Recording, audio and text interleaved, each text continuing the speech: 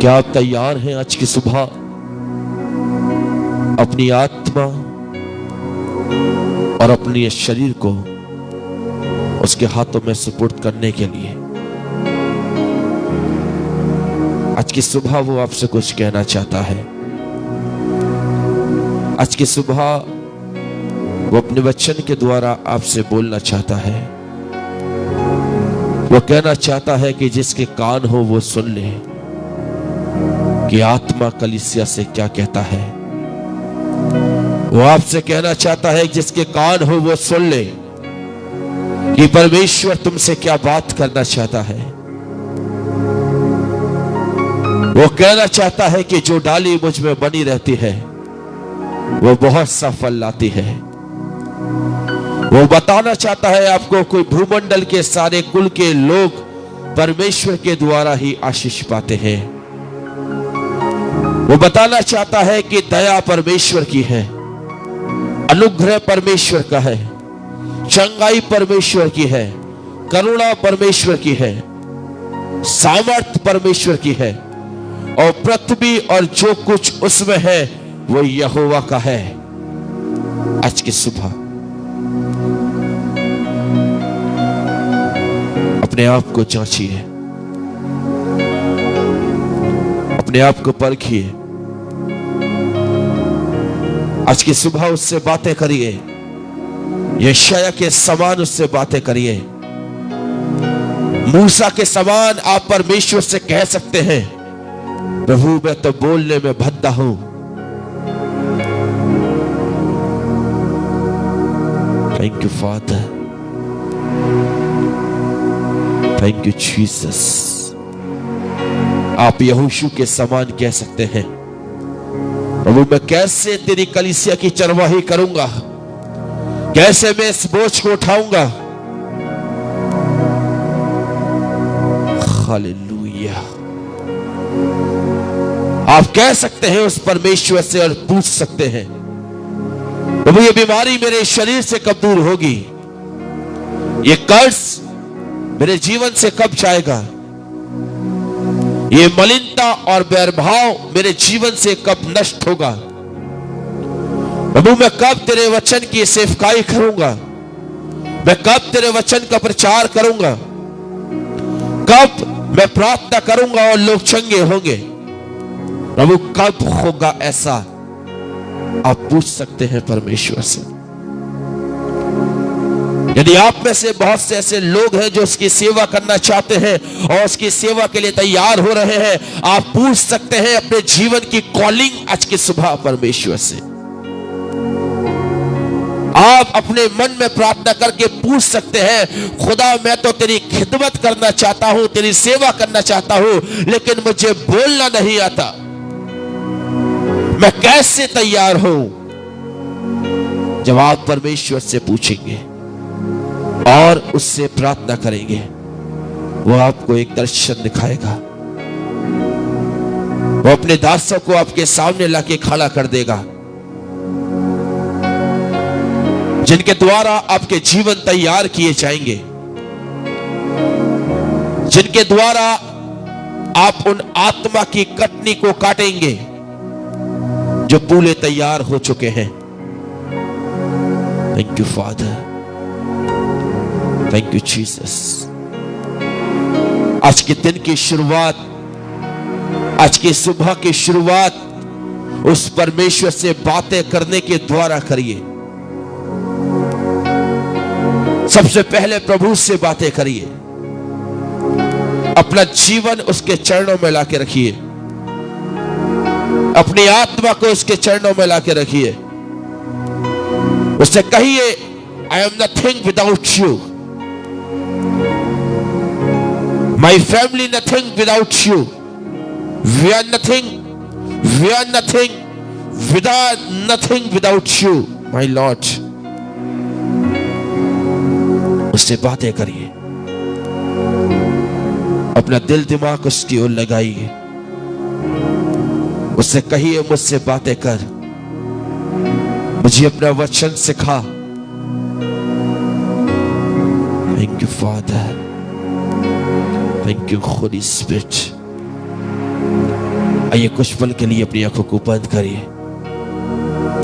आसमान और जमीन के खालिक और मालिक मेरे रचने वाले यीशु, राजाओं के राजा और प्रभुओं के प्रभु, सनातन काल के यहोवा और ईश्वरों के परमेश्वर, तू बड़ा महान है यीशु राजा। तू सर्वोत्तम, सर्वज्ञानी, सर्वश्रेष्ठ परमेश्वर यहोवा है प्रभु। खुदा ये सच बात है कि हम तुझे छोड़कर कहां जाएं, क्योंकि जीवन की बातें तो तेरे पास है प्रभु। सो आज की सुबह खुदावन हमें अपने जीवन की बातों को बोलना, सीखना, समझना और उस पर चलना सिखा। खुदावन हमारे जीवन में से हर एक बैरभाव और मलिनता को दूर करके हमें अपने चरणों में तू पवित्र बनने की आशीष दे। यस, पवित्र बनने की आशीष, जीवन को पवित्र बनने की आशीष दे प्रभु। हमारे शब्द पवित्र हो जाए, हमारी बोली पवित्र हो जाए, हमारे विचार पवित्र हो जाए, क्योंकि तेरा वचन कहता है कि जैसा तुम्हारा परमेश्वर यहोवा है वैसे तुम भी पवित्र बनो। आज की सुबह अपने वचन के द्वारा हमारी सोच को पवित्र कर दे। आज की सुबह अपने वचन के द्वारा हमारे मार्गों को पवित्र कर दे। आज की सुबह अपने वचन के द्वारा हमारे हृदय, हमारी आत्मा, हमारे चाल चलन को पवित्र कर यीशु राजा। पवित्र कर, पवित्र कर और पवित्र कर। आज की सुबह तेरा वचन हम सब के लिए और जितने ऑनलाइन और ऑफलाइन लोग तेरे से जुड़े हैं उन सब के लिए बड़ी आशीष और बड़ी बरकत का कारण हो, मांगते हैं उद्धारकर्ता मसीह यीशु के नाम से, आमीन। Praise the lord. Thank you father, thank you Jesus, we worship lord, thank you Jesus. आज की सुबह हम परमेश्वर का धन्यवाद करते हैं उसके बड़े अनुग्रह के लिए, उसकी दया के लिए और उसकी करुणा के लिए कि उसने मुझ पर और आप पर अपना अनुग्रह किया है, अपनी दया करी है और उसकी दया और उसके अनुग्रह के द्वारा हम सब ने एक नया जीवन पाया है। मैं परमेश्वर का धन्यवाद करता हूँ। आज की सुबह में अजीजों, क्या कोई बता सकता है कि कल हम लोगों ने कौन से अध्याय की कौन सी आयत पर मनन किया था और आज हम कौन से अध्याय की कौन सी आयत पर मनन करने के लिए जा रहे हैं? कोई भी एक शख्स, कोई भी प्रभु का एक बेटा या बेटी जल्दी से अध्याय बताइए और आयत बताइए उसके आगे की। Thank you father, thank you Jesus. जल्दी से, कल हम लोगों ने किस बात पर मनन किया था, इस बात को मुझे बताइए। कल का विषय हमारा क्या था? Thank you father. आज की सुबह हम जो मनन करने के लिए जा रहे हैं, सिस्टर कहती हैं, अर्चना जॉर्ज सिस्टर, याकूब की पुस्तक पहला अध्याय उसका 19 और 20। 19 हम लोग शाम को मनन कर चुके थे, 20 हमने कल सुबह मनन किया था और आज जो हम लोग मनन करने के लिए जा रहे हैं वो है 21वां पद, 21। आज 21 पद पर हम लोग मनन करने के लिए जा रहे हैं। याकूब की पुस्तक उसका पहला अध्याय और उसका 21 पद। यहाँ इस प्रकार से लिखा हुआ है, बड़े ध्यान से सुनिएगा। और आज का वचन बड़ा अनमोल है। Praise the Lord. कैसा है? अनमोल, क्योंकि ये वचन मुझे और आपको अंदर से शुद्ध करेगा। आज ये वचन हमारे मस्तिष्क को शुद्ध करेगा। आज ये वचन हमारे हृदय को शुद्ध करेगा। यदि किसी के अंदर कुछ भी कड़वाहट पाई जाती है ना, आज की सुबह ये वचन उसे निकाल कर दूर कर देगा। कितने लोग विश्वास करते हैं? जो विश्वास करते हैं वो लिखें, yes I believe words of the God. मैं विश्वास करता हूं आज की सुबह कि परमेश्वर आज शुद्ध और शुद्ध करेगा। बोले हालेलुया। सो यहां इस प्रकार से लिखा हुआ है, ध्यान से सुनिएगा। याकूब पहला अध्याय और उसका 21वां पद। इसलिए सारी मलिनता और बैर भाव की बढ़ती को दूर करके, क्या, इसलिए सारी मलिनता और बैर भाव की बढ़ती को दूर करके उस वचन को नम्रता से ग्रहण कर लो जो तुम्हारे हृदय में बोया गया और तुम्हारे प्राणों का उद्धार कर सकता है। बोले हालेलुया। क्या वचन कह रहा है? कल वचन हमसे बात कर रहा था कि क्रोधित मनुष्य परमेश्वर के वचन का निर्वाह नहीं कर सकता। क्रोधित मनुष्य, यानी कि कल प्रभु ने हमारे हृदय में से क्या निकाला बाहर? क्रोध, गुस्सा। जितने जीवन के अंदर क्रोध का आत्मा पाया जाता था, जितने जीवन के अंदर क्रोध का बीज पाया जाता था, प्रभु ने उन सब को निकालकर बाहर खड़ा किया।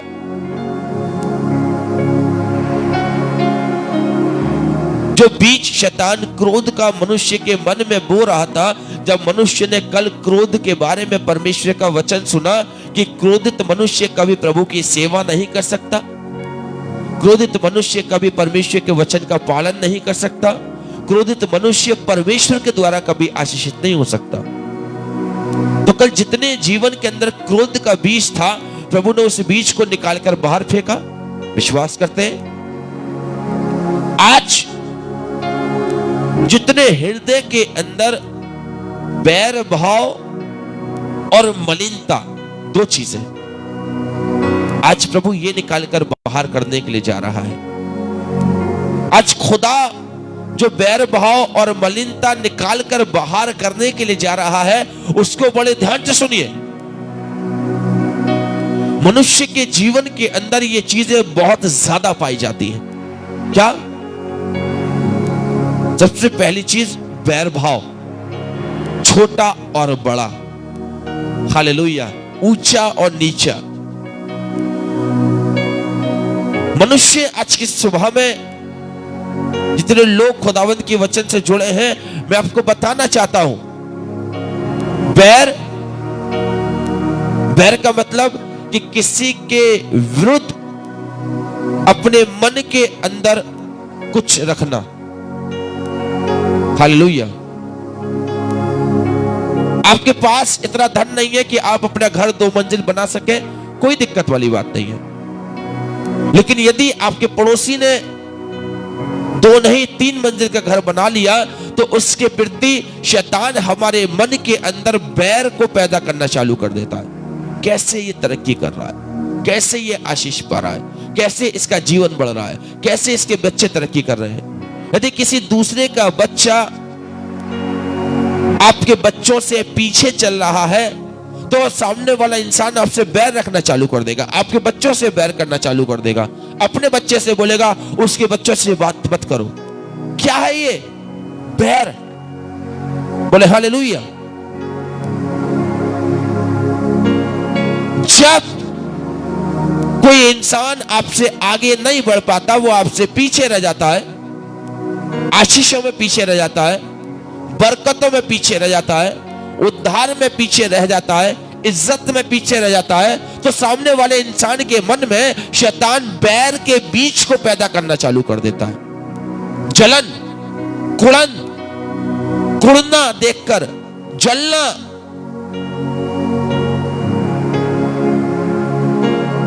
ये सारे काम जो पैदा होते हैं, ये शैतान के द्वारा पैदा होते हैं। प्रभु ने कभी मुझे और आपको बैर रखना नहीं सिखाया, वरन शैतान बैर रखता है। यदि हम इविल की हिस्ट्री करें, क्या था इविल? एक समय में वो परमेश्वर का एक बड़ा दूत था। लिखा है वो प्रभु से प्यार भी करता था। लिखा है वो प्रभु की इबादत करता था।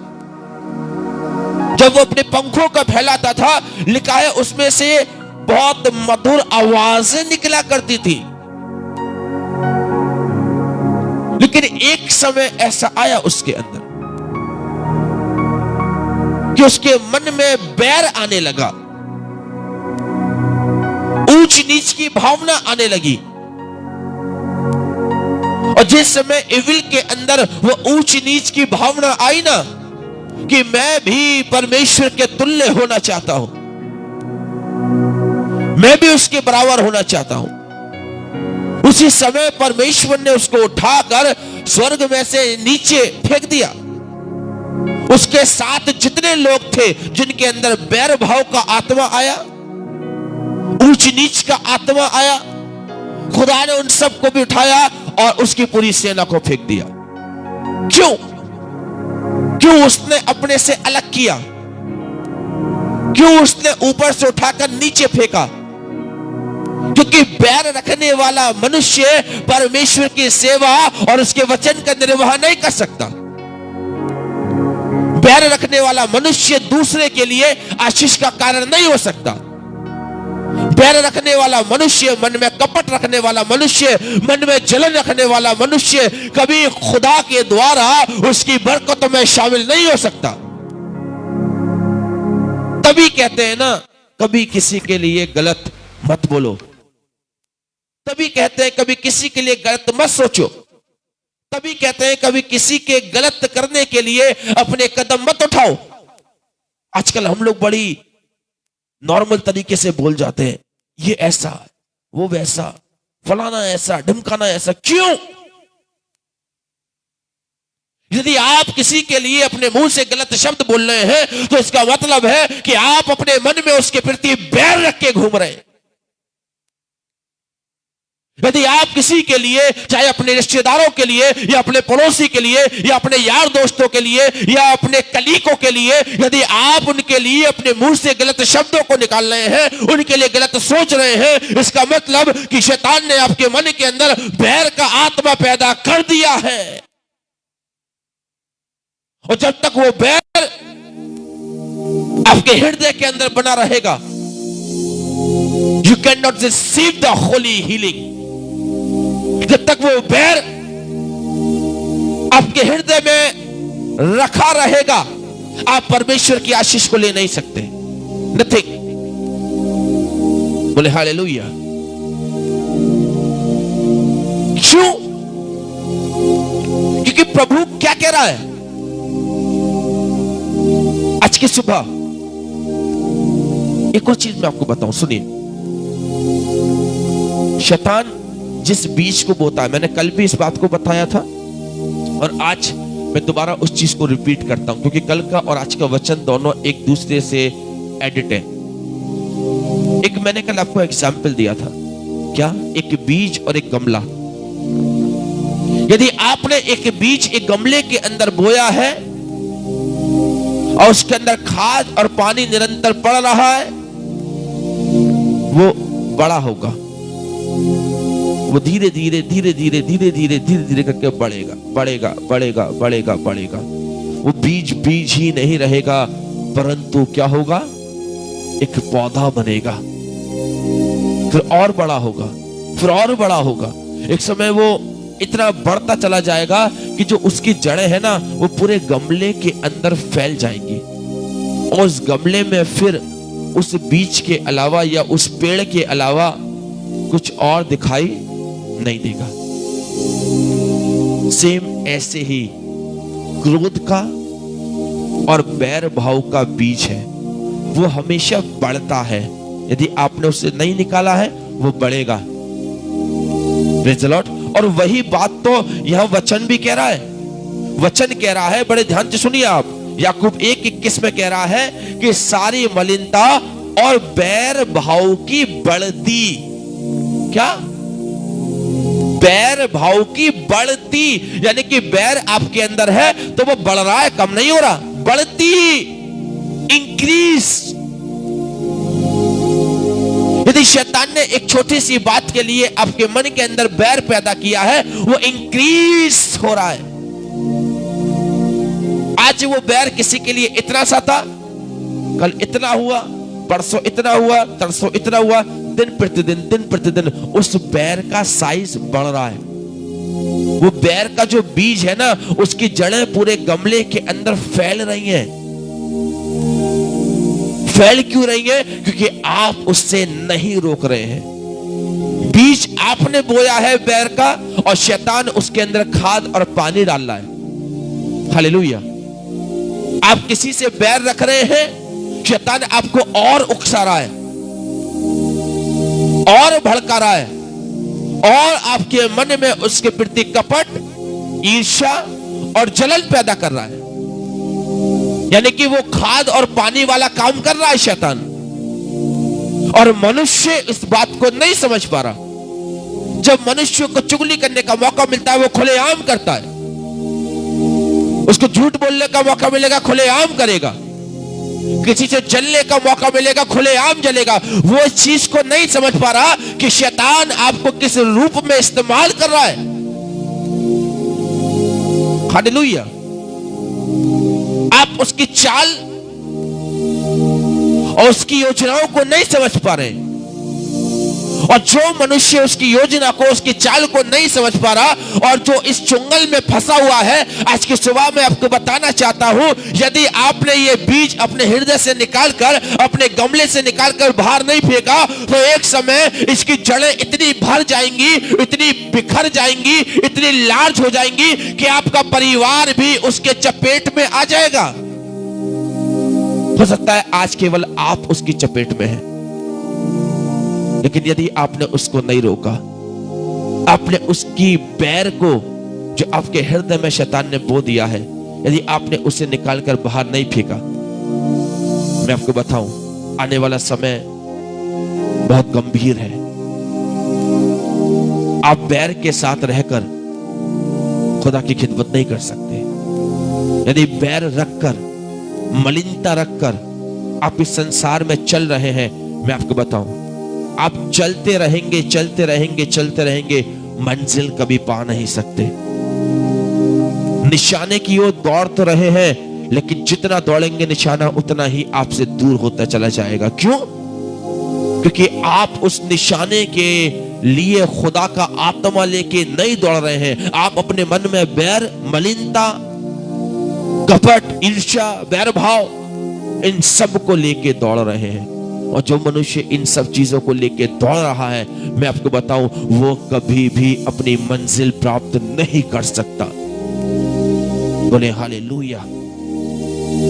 इसीलिए तो वो कह रहा है कि सारी मलिनता, मलिनता का मतलब गंदगी, गलत सोच, गलत विचार, गलत धारणा, किसी के लिए गलत सोचना या गलत बोलना, मलिनता जब तक आपके हृदय के अंदर बैर भाव की बढ़ती हो रही है और मलिनता आपके हृदय के अंदर बैठी है, मैं फिर कहूंगा निशाना बहुत दूर है। हालेलुया। निशाना बहुत दूर है। सोचिए आज की सुबह, जिस दिन इस संसार से कूच करेंगे, प्रभु मुझसे और आपसे पूछेगा, तूने मेरे लिए क्या किया? उस समय मैं और आप क्या जवाब देंगे?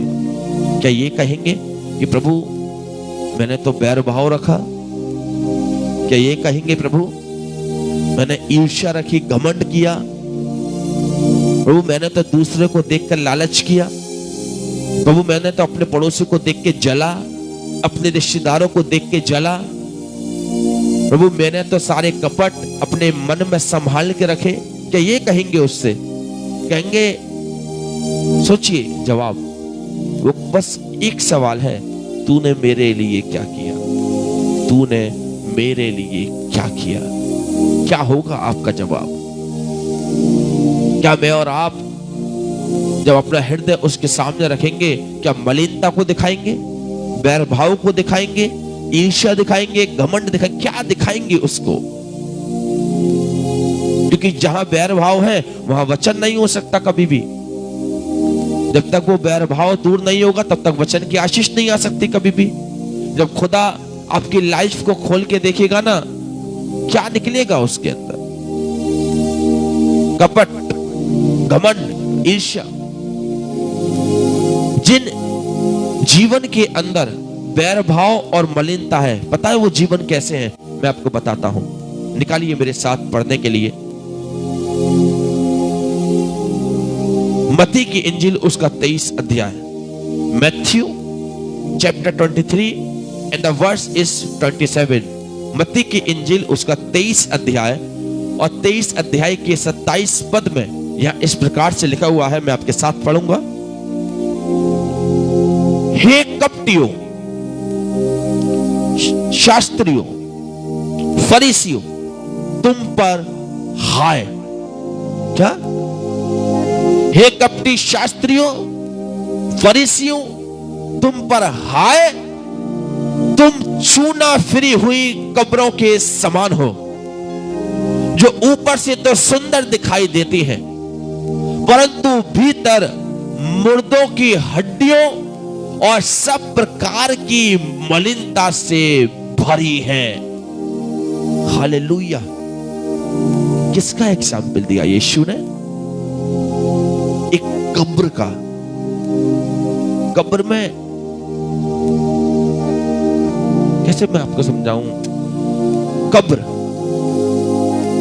कब्र एक ऐसी चीज है, कभी आप जाइएगा ग्रेवयार्ड के अंदर और देखिएगा, ऊपर से जिन मनुष्य के अजीज कूच करते हैं, बहुत से लोग ऐसे हैं, उन कब्रों को बड़ा ऊपर से सुंदर बना के रखते हैं।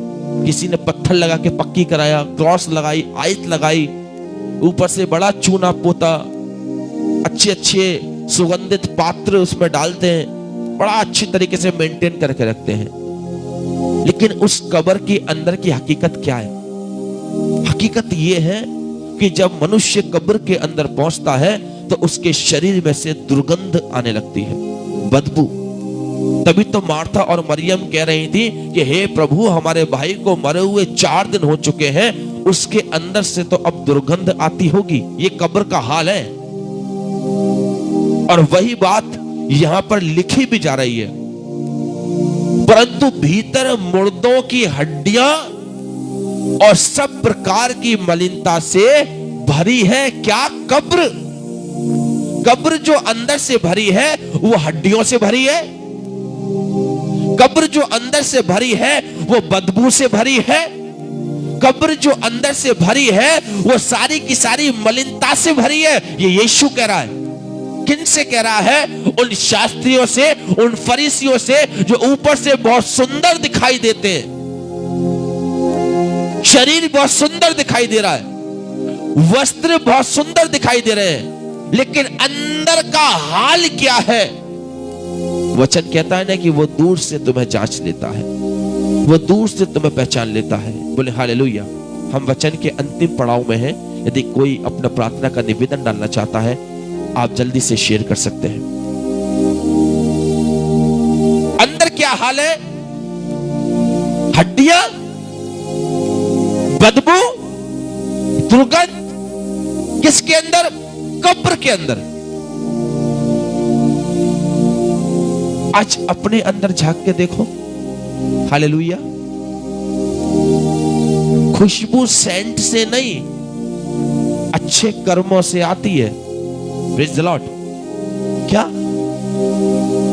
आप कितने भी अच्छे से अच्छे कंपनी का सेंट लगा लीजिएगा, कितने से अच्छे अच्छे कंपनी का पाउडर लगा लीजिएगा, कितनी भी अच्छी से अच्छी आप कंपनी के क्रीम, पाउडर, इन सब चीजों का इस्तेमाल कर लीजिएगा, जब तक आपका चाल चलन अच्छा नहीं है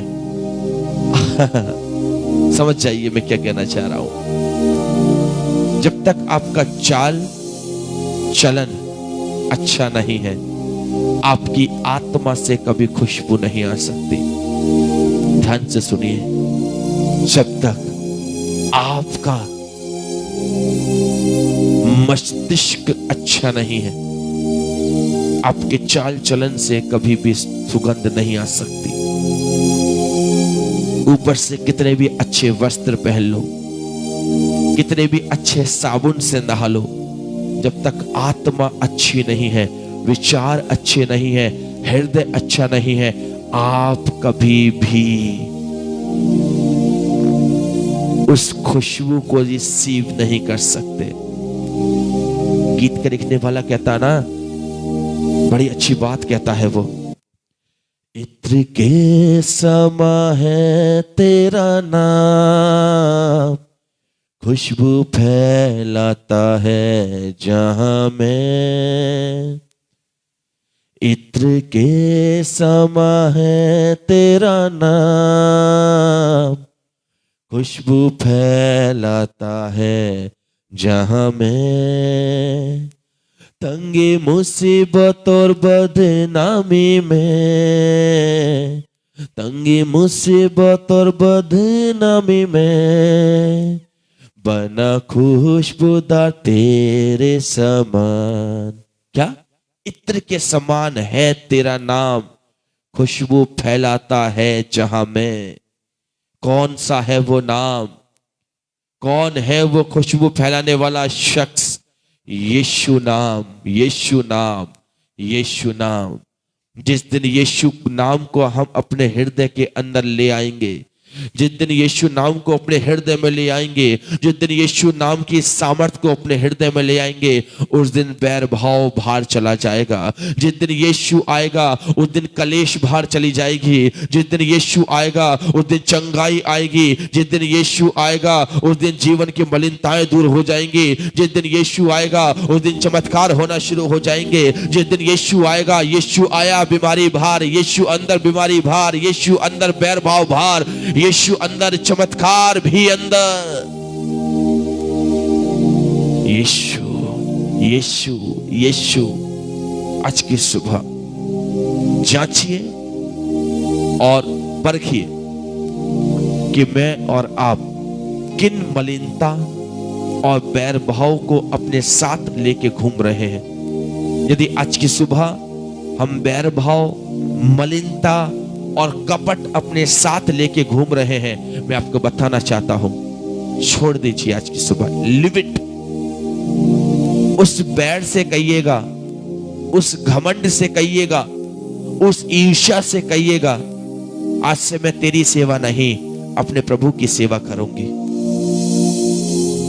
कहिएगा आज की सुबह उस बैर से जो दिन प्रतिदिन आपके अंदर बढ़ रहा है, जो एक आग के समान बढ़ रहा है, एक वेग के समान बढ़ रहा है, उससे कहिए रुक। आज मैंने प्रभु का वचन सुना है, आज मैं तुझे अपने लाइफ से आउट होने का हुक्म देती हूं या देता हूं। उससे कहिएगा मुझे मलिनता के साथ नहीं जीना, मुझे बैर भाव के साथ नहीं जीना, मुझे कपट, ईर्ष्या और घमंड के साथ नहीं जीना, मुझे यीशु के साथ जीना है, मुझे वचन के साथ जीना है, मुझे क्रोध के साथ नहीं जीना परंतु संयमता के साथ जीना है। बोले हालेलुया। पौलुस के समान कहिए, जीना मेरे लिए मसीह है। आप जिए मसीह के लिए, आपके विचार मसीह के जैसे हो, आपका चाल चलन मसीह के जैसा हो, आपका चरित्र मसीह के जैसा हो, आपकी दीनता, नम्रता, हलीमता मसीह के जैसी हो। आप अपना आदर्श उस मसीह को बनाएं, उस यीशु को बनाएं जिसने आपके लिए अपने प्राणों को दे दिया। आप अपना आदर्श उस यीशु को बनाएं जिसने अपने आप को, अपने शरीर को, अपनी आत्मा को, अपने प्राण को, अपने लहू के हर एक बूंद को आपके लिए दे दिया है। उसको अपना आदर्श बनाएं, उसके अनुसार चलें, क्योंकि वो आपको आशीषित करना जानता है, वो आपको ब्लेस करना चाहता है। आशीष न पूरब से, न पश्चिम से और न जंगल की ओर से आती है, आशीष परमेश्वर की ओर से आती है। Thank you father, thank you father. आज की सुबह हम धन्यवादित हैं परमेश्वर के बड़े अनुग्रह के लिए और उसकी दया के लिए। जैसा कि लगातार हमारे पास गवाहियां आ रही हैं, आज की सुबह भी एक गवाही मैं पढ़ रहा हूं कमेंट बॉक्स के अंदर। और भाई पम्मी, जिनके लिए हम लगातार प्रार्थना कर रहे थे और अभी भी कर रहे हैं, कि ये चाहते थे कि एक दुकान और एक दुकान के आशीष प्रभु इन्हें दे। और लगातार इनके लिए प्रार्थना कर रहे थे। भाई लिखते हैं, भाई पम्मी, कि मेरी गवाही है कि प्रभु ने दुकान के लिए मेरा प्रबंध कर दिया है। प्रभु का धन्यवाद हो, बोले हालेलुया। अजीजों, जितनी प्रार्थनाएं इस स्थान से अलीगढ़ चर्च कंपाउंड बन्ना देवी से हो रही है ना, मैं आपको सच बताऊं, कोई भी प्रार्थना खाली नहीं जा रही है। कल भी हमने गवाहियां सुनी कि जब परसों शाम को परमेश्वर के नाम से बड़ी इबादत हो रही थी, और जब प्रभु की आत्मा ने बोलना शुरू किया, लोगों ने दुष्ट आत्माओं के बंधन से छुटकारा पाया। और अलीगढ़ में ही नहीं, बाहर शहरों के अंदर भी जब लोग अपने घरों में बैठ के सुन रहे थे, और यहां से जब कमांड हुआ, वॉमिटिंग्स होना शुरू हो गई, वो कतरे निकलना शुरू हो गए पेट के अंदर से। जिनकी कोखें बंद थी, उन औरतों के, उन महिलाओं के, उन बहनों के मैसेजेस आए, वॉमिटिंग्स हुई, निकला कुछ। प्रभु ने बड़े बड़े बंधनों को उस दिन तोड़ा है। और मेरे पास वो गवाहियां मेरे मैसेज पर आई, मैंने उन सब के लिए प्रभु का धन्यवाद किया। और एक गवाही आज की सुबह में फिर भाई पम्मी के लिए, कि इनके लिए लगातार इनकी शॉप के लिए प्रार्थना कर रहे थे, और खुदा का धन्यवाद हो, प्रभु ने उन सारे इंतजाम को कर दिया। बोले हालेलुया। सो प्रभु आपको बड़ी आशीष और बड़ी बरकत दे, और खुदावंत का अनुग्रह आपके जीवन के ऊपर बरकरार बना रहे। आइए अपनी आंखों को बंद करेंगे और प्रार्थना करें। धन्यवाद यीशु, धन्यवाद यीशु, धन्यवाद यीशु, धन्यवाद यीशु, धन्यवाद यीशु, धन्यवाद यीशु, धन्यवाद यीशु। आसमान और जमीन के खालिक और मालिक, मेरे रचने वाले यीशु, राजाओं के राजा और प्रभुओं के प्रभु, तू बड़ा महान, अद्भुतकारी और जीवित सामर्थी परमेश्वर है। तू अपने लोगों को अपनी बड़ी बरकत से मामूर करता है। प्रभु आपका धन्यवाद हो पिता। प्रार्थना करते हैं खुदावन इजबेला मैसी जी के लिए, प्रभु खुदावन जो कि तेरे वचन से जुड़ी है पिता, खुदावन बड़ी आशीष और बड़ी बरकत देना। खुदावन अपने अनुग्रह की आत्मा से भर, करुणा, दया और अनुग्रह बहन के जीवन के ऊपर कर पिता। बुजुर्गी के आलम में है पिता, संपूर्ण चंगाई की आत्मा से भर, और लंबी उम्र की आयु की आशीष दे। अपनी खिदमत, अपनी सेवा करने का मौका दे प्रभु। प्रार्थना करते हैं बहन मैरी के लिए पिता, जब खुदावन बीते समय में यहाँ से पिता परमेश्वर प्रार्थना करी गई, और खुदावन बहन के पेट में से जो भी नकारात्मक चीजें निकली हैं, उल्टी के रास्ते, प्रभु मैं धन्यवाद करता हूं कि तूने इनको एक छुटकारे का आत्मा दिया। खुदावन जो भी इनको गलत सपन आते हैं, उन सपन से भी तूने छुटकारा दे पिता, और उनके जीवन में शांति, चैन और अमन की आशीष दे पिता। प्रार्थना करते हैं खुदावन क्रिस्टीना जी के लिए, प्रभु बहन को अपनी बड़ी आशीष और बड़ी बरकत से लबरेज कर पिता। आज के सुबह में बहन का जीवन, उनका परिवार तेरे द्वारा बड़ी आशीष और बड़ी बरकत पाए पिता। प्रार्थना करते हैं ईशा मसीह के लिए, इनके संपूर्ण परिवार के लिए, इनके घर घराने के लिए पिता, सबको बड़ी आशीष और बड़ी बरकत दे, और तेरा अनुग्रह, तेरी दया और तेरी करुणा पिता परमेश्वर तेरे लोगों के ऊपर नाजिल हो पिता परमेश्वर। प्रार्थना करते हैं खुदावन प्रियांशु स्वरूप के लिए पिता, भाई को बड़ी आशीष और बड़ी बरकत दे, और तेरा अनुग्रह, तेरी दया और तेरी करुणा पिता परमेश्वर भाई के जीवन के ऊपर पाई जाए। प्रार्थना करते हैं बेटी महिमा के लिए पिता, खुदावन जो भी उसके 10th के एग्जाम चल रहे हैं, उस एग्जाम में इनको सफल होने की आशीष दे, और इनकी बेटी, इनका घर घराना तेरे द्वारा बड़ी आशीष पाए पिता। प्रार्थना करते हैं मैकिन लाल जी के लिए, इनके परिवार के लिए, इनके घर घराने के लिए, इनके बिजनेस के लिए, और वो बड़ी आशीष दे, बड़ा अनुग्रह दे, बड़ी करुणा की आत्मा से भर पिता। खुदावन तेरा धन्यवाद हो। प्रार्थना करते हैं भाई मनीष के लिए, इनकी